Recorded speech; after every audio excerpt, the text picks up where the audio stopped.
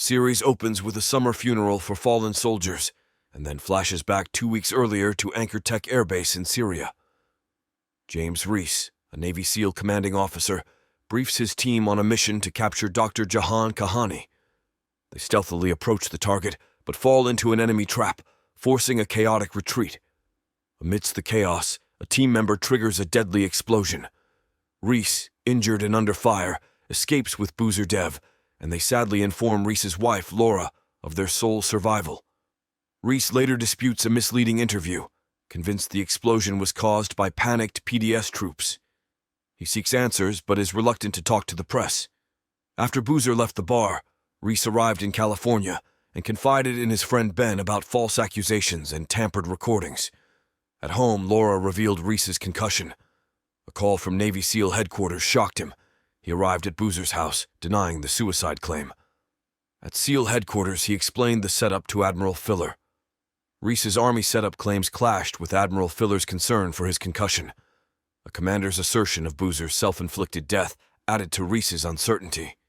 Despite Ben's suggestion to sail with his family, Reese remained resolute, determined to prove his innocence, and contacted Katie for confirmation of his alibi. After the meeting, the story returned to Reese's Army funeral, attended by high-ranking officials, including the U.S. Secretary of Defense, Miss Lorraine. Paying his respects, he faced his Army service sign. Miss Lorraine privately revealed Musa's death, which had provided information on Kahani and Reese's mission and had pocketed rebel money. She assured him of military updates on Kahani's discovery. Feeling followed on his way home, Reese alerted Laura to protect their daughter.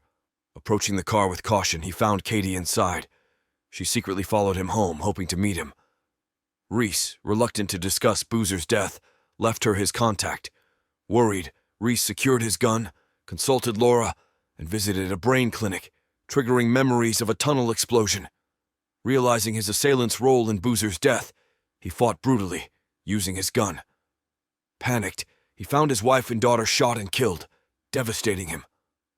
Reese faced police interrogation, revealing details about the culprit, but little progress was made. Heartbroken, Reese turned to alcohol and sought help after a hallucination. NCIS agent Joshua Holder examined the murder weapon's safe, leading to a clash. Reese confronted Admiral Filler but was dismissed. Katie urged Reese to gather evidence against Josh, whom he suspected. Reese posed as a tenant to study Josh's security systems and then copied data from his laptop.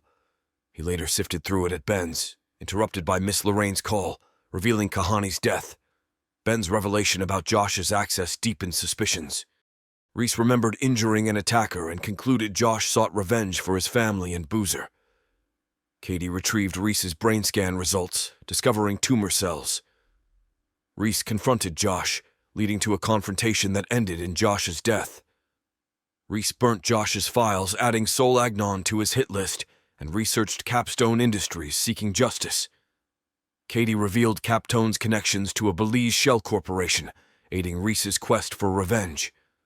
Despite his skepticism, Katie urged Reese to get a biopsy for his recurring headaches. One day at the clinic, they encountered a suspicious soldier who recognized Reese. Fearing for their safety, Reese and Katie left, but were pursued. In a tense encounter, Reese subdued the soldier and found a revealing folder. Realizing he was hunted, Reese decided to go into hiding, arming Katie and sharing intel on Capstone Industries. Meanwhile, Capstone's CEO, Steve Horn, learned of Gordo's death and Reese's survival. Vivid hallucinations tormented Reese in his hotel room. Ben updated Reese on an NCIS search warrant while surveilling Sol at a golf course. Katie considered leaving town for safety. In her office, Miss Lorraine stood firm in her defense budget decision. Reese met Raven at a nightclub, reminiscing about his Army days. Sol convinced Elias during a party, sealing a deal for his company, while Reese pursued justice, targeting Marcus Boykin. Reese teamed up with Liz Riley to investigate further, and Agent Tony Land studied Reese's shooting footage. Katie's investigation was interrupted by an unexpected family visit, while tensions at Capstone Industries rose due to budget cuts. Reese and Riley arrived in Mexico, reuniting with Reese's friends. Later, Reese learned they had found his family's murderer, and Katie defended him to Agent Tony, who left his card unaware of Sol's death. In Mexico, Reese's team planned to confront Novus, the hitman responsible. Reese, despite his worsening tumor, remained determined to avenge his family. Paula advised him not to involve his friends. Their mission against Novus began in the rain, successfully neutralizing his men. Despite challenges, Reese's team prevailed, rescuing child hostages. Reese confronted and executed Novus, finally avenging his family's brutal murder. Reese had finally avenged his loved ones through relentless pursuit. Meanwhile, Katie and Brian enjoyed a beach outing where she apologized for the previous incident at his house, which he graciously accepted. However, shocking news about New Bellum Pharmaceuticals being acquired by Steve Horn and entering a massive contract with the U.S. Department of Defense interrupted their day. The company, valued at a staggering $70 billion, had produced medicine for 6 branches, but was now under military control. Katie, alarmed, hurriedly left Brian's house, unaware of Tony's surveillance. As Reese prepared to leave Mexico, Ben provided detailed information about Steve Horn, preparing him for their confrontation. Before departing, Reese expressed gratitude to Marco's family and gifted Marco a sentimental weapon. It symbolized the bond forged during their mission. The scene transitioned to Najaf, Iraq in 2007, where Riley urgently sought Reese's help amid enemy pressure. Unable to provide air support, Reese led his troops into the war zone to rescue Riley. Despite Riley's broken spine, Reese vowed to bring him home. A vivid dream featured Lucy, offering reassurance. Reese woke up, realizing it was just a dream as he continued his mission, reviewing his list of targets. At Capstone Industries, Mike offered to sell the RD 4895 research and patents to Steve, keeping New Bellum. Steve demanded complete ownership of New Bellum, stunning Mike. Reese proposed a reconnaissance mission on Capstone Industries Tower to Riley, who disagreed due to civilian presence. Tony and Mackenzie entered the building, questioning Gordon's absence during the incident. Tony deployed a guard team around the tower, worried about Steve's safety. Katie interviewed Tony, revealing Project RD 4895's involvement in Navy SEALs' disappearance and tumors. Stunned, Mike contacted Katie secretly. Meanwhile, Reese scouted the tower and discussed plans with Riley, concerned for Katie's safety. Steve disrupted New Bellum acquisition negotiations. Katie met Mike and revealed Steve's sinister plans. Reese contacted Ben, sharing data exposing Steve's shell companies. Rich discovered suspicious payments and Miss Lorraine grew suspicious. Ben informed Reese of high-ranking Navy officials as targets, and they prepared a bomb. They created a diversion, and Reese pursued Steve, eliminating him. Reese narrowly escaped the FBI, tending to his wounds as a storm approached, while Tony led the search with police and sniffer dogs. Reese found refuge in a cave, reflecting on his mission while looking at pictures of his daughter. Memories of his Navy SEAL training days resurfaced. Navy SEAL reinforcements arrived and Tony, along with Smitty, joined the search. Reese outsmarted them by creating false heat signatures with thrown batteries.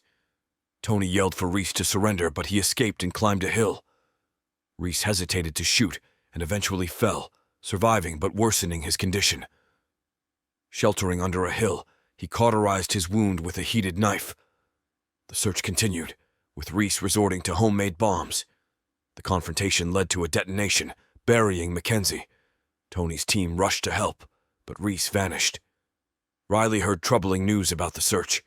Presumed dead after an explosion and avalanche, Reese surprisingly showed up at Riley's doorstep. Riley tended to his wounds and administered medicine, urging Reese to let go of the memory of his wife and daughter.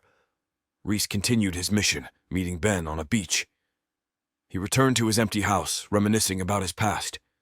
Meanwhile, soldiers trained on the beach, and Navy SEAL superiors discussed Reese's situation. Admiral Failer and Captain Howard clashed over handling Reese's threat. Miss Lorraine reviewed CCTV footage implicating Steve. She later declared Reese a domestic terrorist to reporters. Tony briefed his team on capturing Reese, focusing on identifying his next target. Katie sought Steve's computer data. Captain Howard's sudden decision to move raised suspicions. Ben informed Reese and planned to retire in Peru. At FBI headquarters, Tony unearthed connections between superiors and the RD 4895 project, implicating Admiral Failer.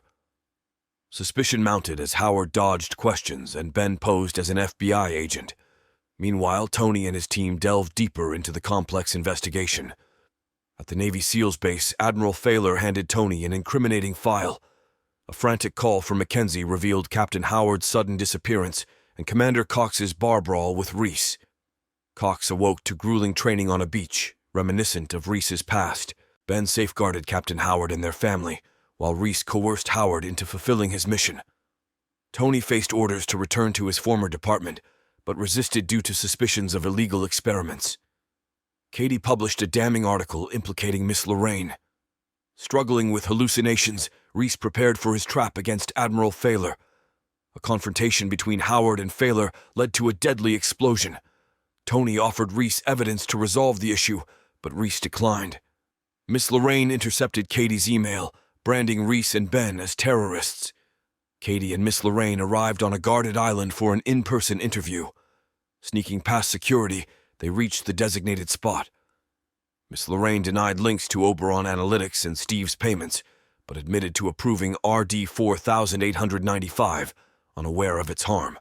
Shocked by Reese's army's trap, she ordered a DCIS investigation. Suspended but resolute, Tony discussed case updates with Mackenzie. Katie received a statement from Miss Lorraine and reached out to Reese, who pressed on to the island. They narrowly escaped the police ambush, intensifying their final mission as Tony's FBI team closed in. Deploying a smoke grenade, Reese engaged in a fierce battle with Miss Lorraine's armed bodyguards, disabling them with his heat sensor gun as gunshots echoed through the house, capturing the attention of Miss Lorraine and Katie, who were captives. Reese, after defeating one bodyguard and forcing the other to surrender, relentlessly advanced toward Miss Lorraine with Katie frantically intervening, pleading for her innocence in Steve's bribery scheme. As they confronted each other, Reese, wounded, remained unmoved by Katie's pleas, recognizing Miss Lorraine's role in the mission's disastrous outcome. But he faltered due to his stomach wound, allowing Katie to promise to uncover the truth and make Miss Lorraine pay for her mistake, leaving Miss Lorraine in shock.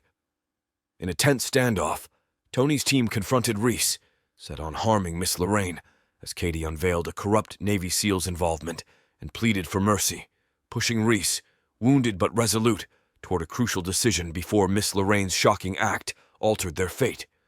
In a tense standoff, Katie's plea to spare Miss Lorraine and the shocking turn of events with her self-inflicted demise stunned everyone, while Tony spotted Reese leaving the main house. Ignoring Tony's threats, Reese, armed with diving gear and a resolute determination, plunged into the sea to complete his mission, while Tony received the news of Miss Lorraine's suicide, leading to his realization of Reese's innocence and betrayal by others. Weeks later, the Pentagon underwent a significant transformation due to Katie's report exposing their betrayal of Commander James Reese, but the mystery of the fake company's owner persisted. Reese acknowledged Katie's help and revealed that Oberon Analytics kept Steve's funds in a Peruvian bank, yet the recipient's identity remained elusive. The media still reported Reese as missing. In Mencora, Peru, Ben, Reese's confidant, confessed to orchestrating the fatal mission in Syria and aided Reese in avenging his family. Tragically, a gunshot ended Ben's life, marking the culmination of Reese's revenge mission. Reese triumphs in avenging his family and comrades. Reese, on a ship, contemplates his past with a crow as an omen, promising his daughter, Lucy, that he'd watch over her from afar. As the series concludes, Reese reflects on his vengeance journey and discards his daughter's last drawing, disappearing to a remote African location.